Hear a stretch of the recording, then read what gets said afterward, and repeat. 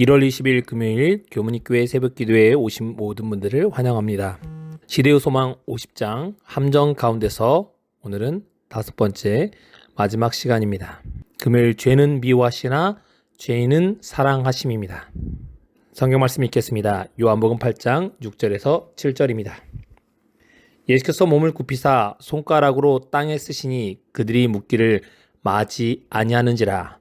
이에 일어나 이르시되 너희 중에 죄 없는 자가 먼저 돌로 치라. 가늠하다 잡힌 여인에 관한 이야기가 요한복음에만 기록되어 있습니다. 죄는 미워하시지만 죄인은 사랑하신 그분의 마음이 잘 기록되어 있습니다. 첫 번째, 손가락으로 땅에 쓰신 글입니다. 가늠하다 한 여인이 잡혔고 그 여인을 모세의 법에 따르면 돌로 치라고 명하였습니다. 예수님을 시험하기 위해 사람들이 가늠한 여인을 데려왔고 예수님께서 어떻게 하나 보았을 때 예수께서는 몸을 굽히사 손가락으로 땅에 글만 쓰셨습니다. 예수님께서 땅에 무엇을 쓰셨을까요? 우리는 그것을 알 수 없습니다.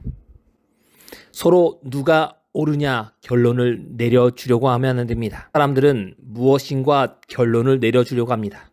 그로 인해서 교회 내에 문제가 생길 수 있습니다. 교회의 문제는 누군가 결론을 내려주는 게 필요한 것이 아닙니다. 예수님께서 하신 일은 조용히 자신의 할 일을 하셨습니다. 우리가 해야 할 일은 누군가의 문제를 해결해 주는 것이 아니라 단지 하나님의 말씀으로 돌아가는 일이 필요합니다. 그리고 함께 기도하는 일이 필요합니다. 예수님께서는 논쟁하지 않으셨습니다. 우리도 사람들과 논쟁해서 안 됩니다. 논쟁은 승리하는 것처럼 보이지만 결코 승리하지 않습니다. 예수께서는 단지 몸을 굽혀 손가락으로 땅에 다시 글을 쓰셨습니다. 아무 말도 못하는 사람들을 보시면서 다시 몸을 굽혀 손가락으로 쓰셨습니다. 동정심 없는 고관들, 그들에게 아무 말씀도 하지 않으셨습니다. 오로지 그분께서는 질문에 대답도 않고 몸을 굽혀 시선을 땅에 고정시킨 채 글을 쓰셨습니다. 한 영화가 있었습니다. 나는 내가 지난 여름에 한 일을 알고 있다. 아무도 모른다고 생각한 그 일들. 1월 20일 금요일 교문동 도서관 앞에서 날짜가 적힌 순간 그 사건을 알고 있었던 그 사람만이 뜨끔했습니다. 시대의 소망은 이렇게 이야기합니다. 그분의 지체와 명백한 무관심에 참을 수 없었던 고소자들은 그 문제에 관심을 기울이도록 강력하게 촉구하면서 더욱 가까이 다가갔다. 그러나 그들의 시선이 예수님의 시선을 따라서 땅 바닥으로 쏠렸을 때 그들의 안색은 변하였다. 그들 앞에 그려져 있는 것은 그들 자신의 생애의 죄의 비밀들이었다. 바라보고 있던 백성들은 그들의 표정이 갑자기 변하는 것을 보자 무엇 때문에 그처럼 놀라고 부끄럽게 생각하는지 알기 위하여 밀며 앞으로 나왔다. 맨 앞에 있는 사람이 바뀌었고 그 뒤에 있는 사람이 그것 때문에 놀랐습니다. 율법을 존중한다고 말하는 그들은 여인을 고소하게 데려오므로 율법을 무시했습니다. 남편을 데려오지 않았습니다. 똑같이 처벌을 받아야 될 가늠한 남자는 없었습니다. 예수께서는 그들에게 이렇게 말씀하십니다. 너희 중에 죄 없는 자가 먼저 돌로 치라. 그리고 다시 계속하여 글을 쓰셨습니다. 시대의 소망 461종은 단지 이렇게 기록합니다. 그분께서는 모세를 위하여 주신 율법도 제거하지 않으셨으며 로마의 권위도 침해하지 않으셨다.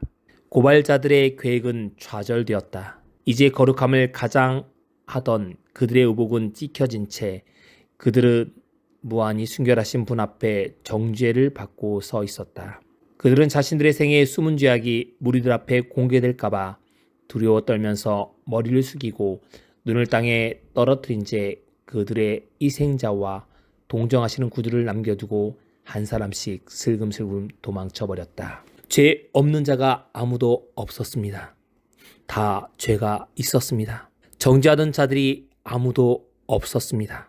요한복음 8장 9절은 오직 예수와 그 가운데 섰는 여자만 남았더라 라고 이야기합니다.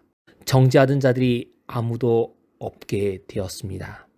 우리들의 문제를 예수님께 가져가야 합니다. 사람에게 가져가면 그 문제는 더 커지고 분쟁만을 일으키지만 예수님께 가져가면 그 문제는 정죄하던 사람이 없으므로 해결되게 됩니다. 예수께서 여자에게 이렇게 묻습니다. 여자여, 너를 고발하던 그들이 어디 있느냐? 너를 정죄하는 자가 없느냐? 이 여인은 눈을 들어 예수를 바라볼 수 없었습니다.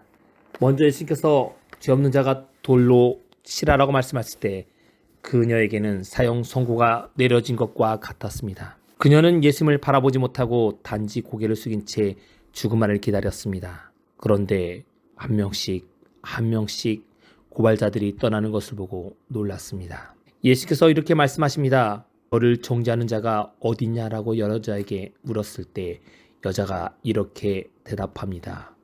주여, 없나이다.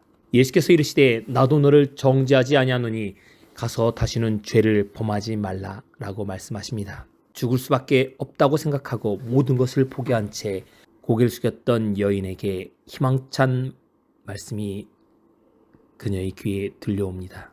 나도 너를 정죄하지 아니하노니 가서 다시는 죄를 범하지 말라. 이것은 그녀에게 순결과 평화의 생애, 하나님께 봉사하기 위하여 바쳐진 새 생의 시작을 알리는 말이었습니다. 이 말씀으로 인하여 그녀의 마음은 녹아내렸습니다. 예수님 발 앞에 엎드려 고마움, 사랑의 마음으로 흐느껴 울면서 뜨거운 눈물로 자신의 죄를 고백하게 되었습니다.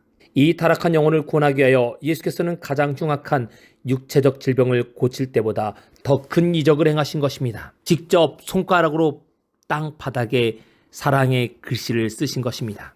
이 여인을 사랑하실 뿐만 아니라 그곳에 모인 사람들도 사랑하셨습니다. 눈에 잘 보이는 돌판에 글을 새기지 않으시고 바닥에 글을 새기심으로 죄는 미워하지만 죄인을 사랑하시는 그분의 사랑을 나타내셨습니다. 이 여인도 알도록 하셨습니다. 오늘 우리가 해야 할 일은 죽을 수밖에 없는 우리가 용서함을 받았다는 것입니다. 보통 사람들은 죄를 사랑하면서도 죄인은 미워합니다. 그러나 예수께서는 반대로 죄는 미워하시고 죄인은 사랑하십니다. 예수님의 사랑의 모습이 우리의 삶의 모습이 되어야 합니다. 감당 못할 사랑을 우리는 받았습니다. 그 사랑에 우리는 반응해야 합니다. 오늘 이 하루 그 사랑에 반응하시는 저와 모든 여러분들 되시기 바라면서 말씀을 마치겠습니다. 1월 20일 금요일 기도 제목을 말씀드리겠습니다. 첫 번째, 환우들과 성도들의 건강을 위해서 기도해 주시기 바랍니다. 두 번째, 여집사 신정옥, 신민자, 심령임, 양성규 지사님을 위해서 기도해 주시기 바랍니다. 세 번째, 안식일 예배와 안식일 맞는 예비일을 잘 보낼 수 있도록 기도해 주시기 바랍니다. 그리고 네 번째, 명절을 맞이하는 우리 성도들과 이동하시는 우리 모든 성도들의 안전을 위해서 기도해 주시기 바랍니다. 그리고 마지막으로 개인이 가지고 있는 기도 제목으로 기도하는 시간을 갖도록 하겠습니다.